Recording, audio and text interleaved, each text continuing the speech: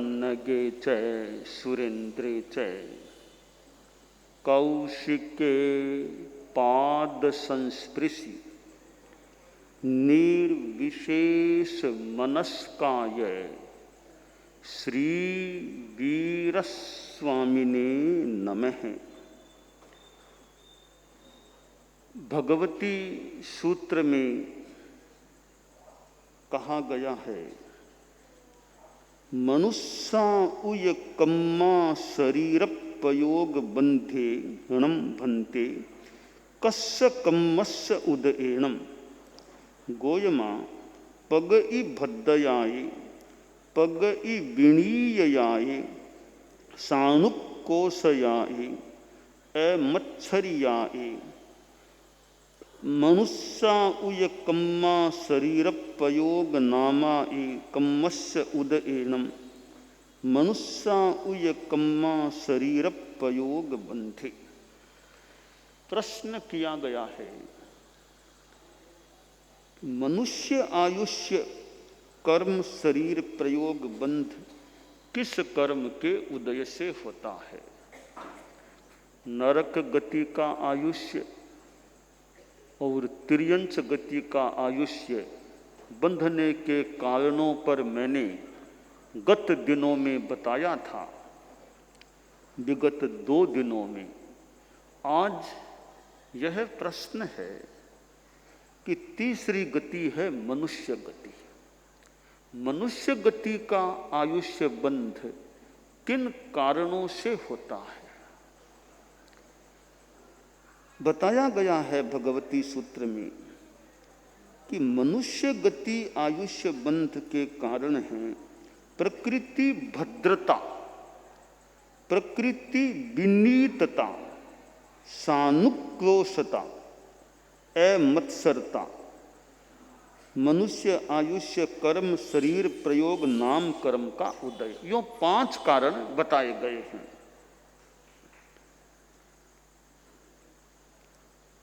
मनुष्य गति का आयुष्य बंधना और संगी मनुष्य होना एक दुर्लभ जीवन को प्राप्त करना होता है। इस मनुष्य गति का आयुष्य बंध का कारण समूह जो बताया गया है, वे चारों कारण यों एक गुणात्मक सद्गुणात्मक कारण है। अशुभात्मक ऐसे प्रतीत नहीं होते।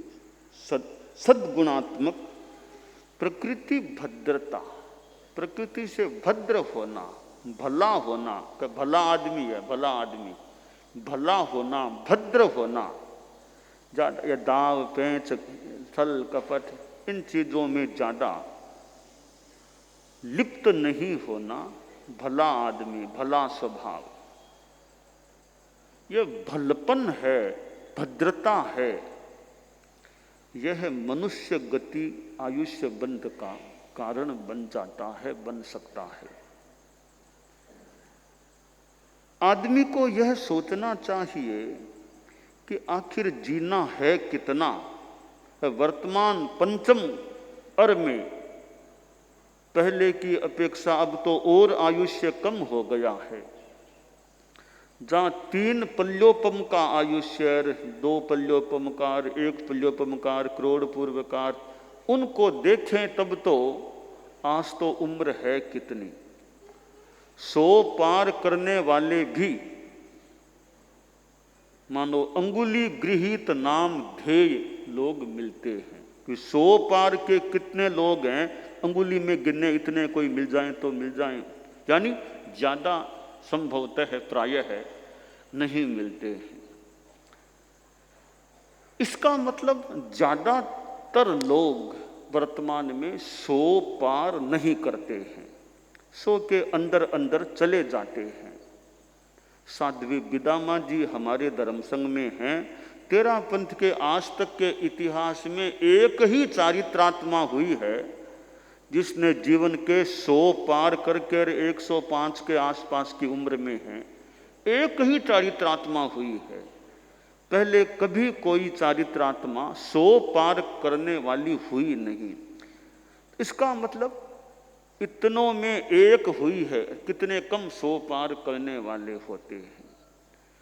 तो भी इतना सा जीवन काल है, कुटिलता, दाव पेंच, ठगी, धोखाधड़ी क्यों करें, भला जीवन जियो, भला स्वभाव रखें।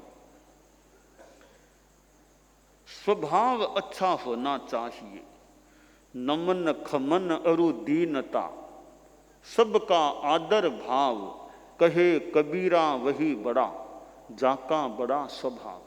कि बड़ा कौन होता है, कबीर जी वाले दोहे में कहा गया कि बड़ा कौन है, नमन नम्रता है तो बड़ा है आदमी, खमन क्षमाशीलता है तो बड़ा है, दीनता मान ले भक्ति भाव है आराध्य के प्रति तो बड़ा आदमी है, सबका आदर भाव, सबके प्रति एक सद्भाव है, सबके प्रति सद्भाव, आदर का भाव यथा योग्य है। कहे कबीरा वही बड़ा, मानो कबीर जी कहते हैं वही आदमी बड़ा है। एक छोटा सा उत्तर है, जाका बड़ा स्वभाव, जिसका स्वभाव बड़ा है वो आदमी बड़ा है। आकृति और प्रकृति, आकृति कैसी है, कितनी सुंदर है, वो एक अलग फैक्टर, अलग विषय हो सकता है, पर प्रकृति कैसी है, प्रकृति अच्छी है तो आदमी अच्छा है। ठीक है, शरीर का चेहरा भले अच्छा न भी हो, उस दृष्टि से अच्छा न भी माने, पर प्रकृति अच्छी है तो आत्मा की दृष्टि से अच्छी बात है। तो नम्रता और क्षमाशीलता और दीनता, दीनता का मतलब यो मान ले भी अपने पूजनीय हैं, आराध्य हैं, उनके प्रति भक्ति का भाव है। ये उनके सामने हम छोटे हैं, हम लघु हैं, बड़ों के सामने अपना बड़प्पन दिखाने का हम प्रयास न करें, बड़े बड़े हैं तो बड़ों के प्रति दीनता। हम आपके टाबर, हम आपके सामने बच्चे हैं, आपके बेटे टाबर जो हैं, यानी बड़ों को महत्व दिया जा रहा है। और जाका बड़ा स्वभाव, स्वभाव बड़ा है तो हम बड़े हैं, स्वभाव ओछा है, प्रकृति खोड़ीली है, क्षुद्र है तो हम तुच्छ हैं, छोटे हैं। श्रीमद् जयाचार्य की वो ढाले हैं, खोड़ीली प्रकृति नो धनीर, चोखी प्रकृति को धनी। ये जो पद्य हैं, गीतिकाएं कह दे, इनसे भी हम प्रेरणा ले सकते हैं कि कैसे हमारे साधु साध्वियाँ, चारित्रात्माएं भी हैं, समणियाँ भी हैं। दयाचार्य के अच्छे वो गीत हैं जिनमें शिक्षा भी है। भी साधु खोड़ीली प्रकृति वाला कैसे बनता है और चोखी प्रकृति वाला कैसा बनता है। किसी का दोष बता दिया, वास्तव में गलती है तो भी स्वीकार कर लो, मधेण मंदानी कृपा कराई, ठीक है, तो ये तो अच्छी प्रकृति हो गई। कोई साधु कह दे तू थारो ध्यान राख, तू थारो ध्यान राख, हमारी तरफ मत देख। एक तो भी आपको आपकी गलती बताई है, वास्तव में प्रमाद है भी कि तू थारो ध्यान राख, हमारी चिंता मत कर तू, तो भी ठीक है, ऐसा भी जवाब तो हो सकता है कोई दे। तो एक भी आपने कृपा करी, गलती बताई, कृपा करी, या आगे ध्यान रखने का भाव है, तैत महाराज ऐसा कह दे तो बड़ों का एक सम्मान हो गया, विनय हो गया। तो तैत बोलना हमारी परंपरा रही कि भी तैत बोलो, तैत तैत बोलना, ये एक रीति परंपरा रही है। विनय भाव से तहत बोलो। बड़ों ने कहा भाई देखो ऐसे दौड़ना, छोटे साधु को कह दिया ऐसे दौड़ना नहीं, दौड़ना नहीं, तो तैत महाराज कृपा कराई, ऐसे बोलना अच्छा है। हमारे सन्मति शिक्षण के संत कहाँ गए, सन्मति वाले वो संत है ना, आगे नहीं बैठे हैं। हालांकि उनकी व्यवस्था वही, अभी व्यवस्था वही है, अभी वो अपनी व्यवस्था से ही बैठे हैं, वो ठीक उन्होंने किया, ठीक ही है। मुझे तो वो याद आ गई, छोटे संतों को देखा नहीं तब, बाकी उनकी व्यवस्था ठीक है, वो सही है, अपनी व्यवस्था से बैठे हैं। तो कई छोटे संतों को कोई कह दे कि ये ठीक नहीं किया, तो एक तो वापिस जवाब दे, थोड़ा वो गुस्से में सामने बोले, एक भी तैत महाराज गलती है, तैत कृपा कराई, तैत महाराज। अगर ध्यान रखने का भाव भी बोल सकते हैं जैसा उचित हो। ये विनय की बात हो गई। खमन क्षमाशीलता हो। तत्काल बहुत तेज गुस्सा आ गया और गालियां बोलनी शुरू कर दी, अकबक बोलना शुरू कर दिया, तो क्षमाशीलता में हमारी कमी माननी चाहिए।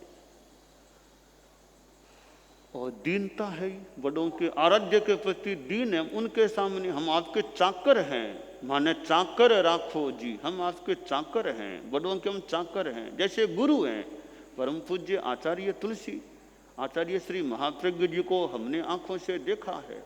हम में से कितने उनके पास रहे हैं, तो मानो हम उनके चाकर हैं, हमारे गुरु, हम आपके चरणों के चाकर हैं। जो भी सेवा का मौका हमको मिले तो हमारे गुरु हैं। आचार्य तुलसी गुरु, महाप्रज्ञ जी गुरुदेव गुरु थे। तो गुरु की सेवा मिले, और सेवा मिले न मिले, गुरु की आज्ञा में रहना भी, इंगित में रहना भी अच्छी बात है। बाकी जहां गुरु रखें वही गुरु की सेवा मान ले। तो दीनता और सबका आदर भाव, आदर जो उचित व्यवहार हो वो सद्भाव कह दें। छोटों के प्रति भी सद्भाव है। छोटे संत आए हैं, उनके प्रति सद्भाव, उनको कोई शिक्षा दे सकते हैं, कोई बात पूछ सकते हैं, उनका हित हो, हित शिक्षा, उनको कोई हित शिक्षा भी दी जा सकती है। तो यह भगवती सूत्र में बताया गया प्रकृति भद्रता मनुष्य गति आयुष्य बंध का कारण है। और प्रकृति विनीतता, प्रकृति से विनीत होना, विनीत होना, उद्दंडता नहीं करना चाहिए हमको। हमें अपने जीवन में उद्दंडता नहीं करनी चाहिए, हमें विनीतता का भाव रखना चाहिए। प्रकृति से विनीत हूं।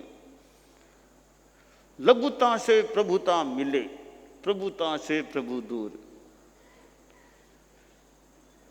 चींटी शक्कर ले चली, हाथी के सिर धूल।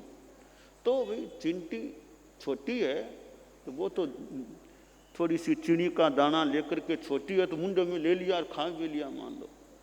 हाथी के सिर में धूल तक आ सकती है, कुछ सूंड से ऐसे ऐसे करे तो सिर पे धूल पड़ सकती है।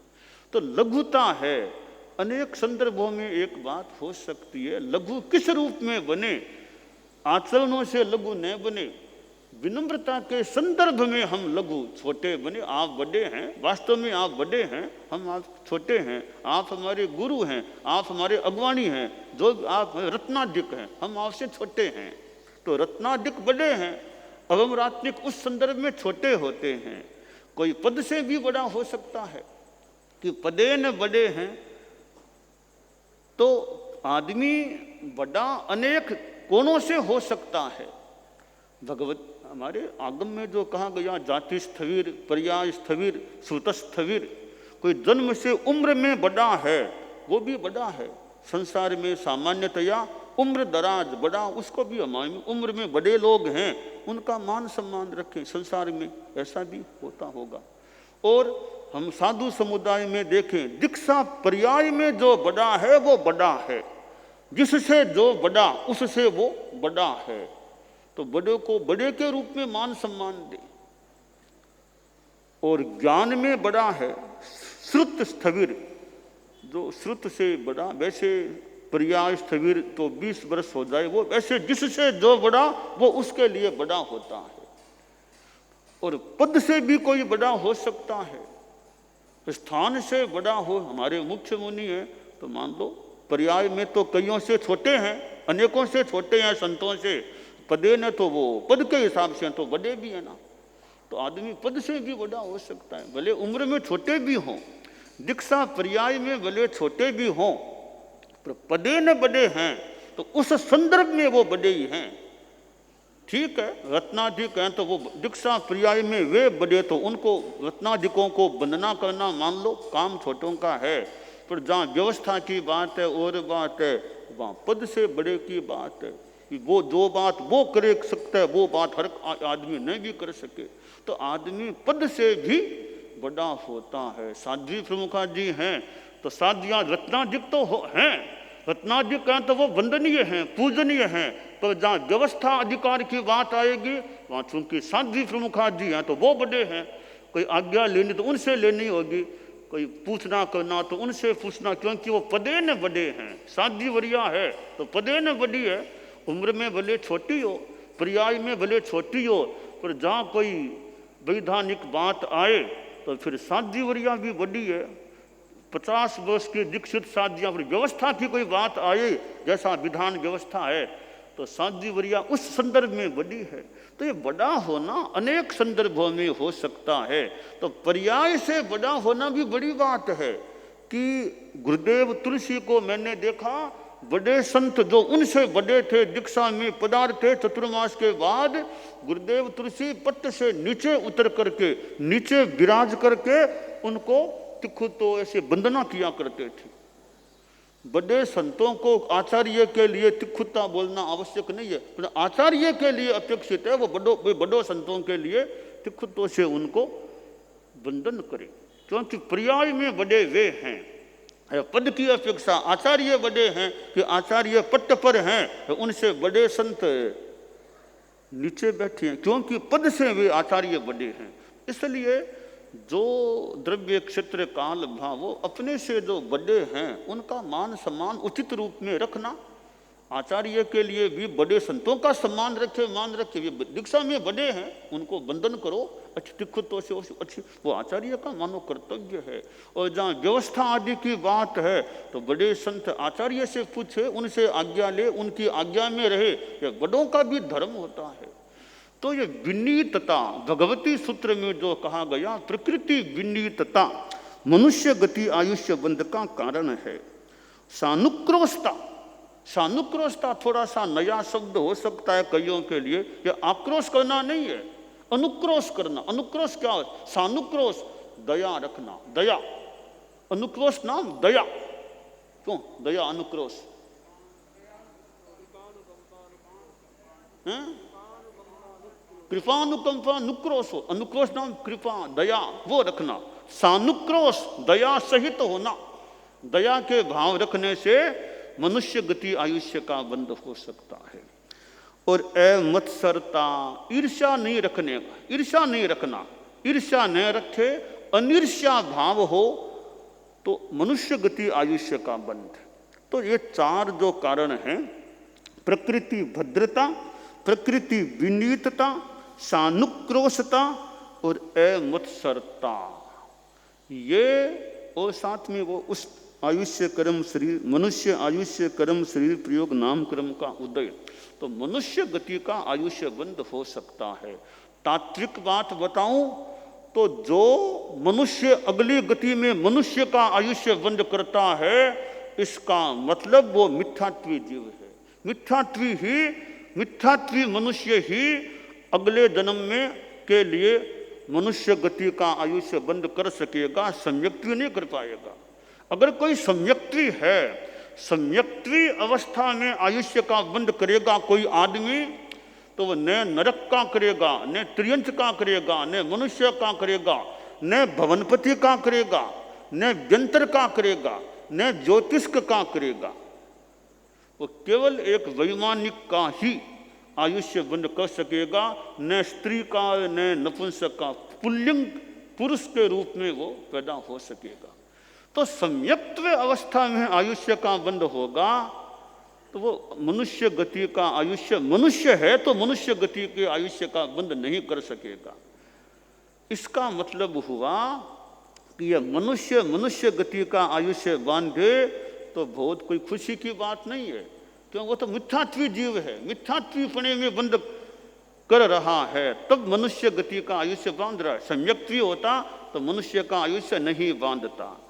वो मेघ कुमार के जीव ने हाथी के भव में तो मनुष्य गति का आयुष्य बांधा, तो अनुक्रोश दया का भाव था, अनुकंपा का भाव था। तो जिस समय वो मनुष्य गति का आयुष्य बांधा है तब वो सम्यक्त्वी नहीं था। क्यों दिनेश जी? सम्यक्त्वी नहीं था, यह सिद्धांत है। अगर सम्यक्त्वी होता वो हाथी, तो मनुष्य का नहीं, वो देवगति की आयुष्य बंध की संभावना। तो इसलिए यह मनुष्य गति अपने आप में महत्वपूर्ण है और उसके कारण भी बताए गए हैं। हम अपने जीवन में भद्रता आदि गुणों का विकास करें। भद्रता आदि के साथ संयम है, श्रावकपणा आदि है, तो भद्रता आदि होने पर भी देवगति का आयुष्य बंद हो सकेगा। अगर कोई आयुष्य का गंध होगा तो हम सद्गुणों का विकास करें, विकास रखें, यह काम्य है।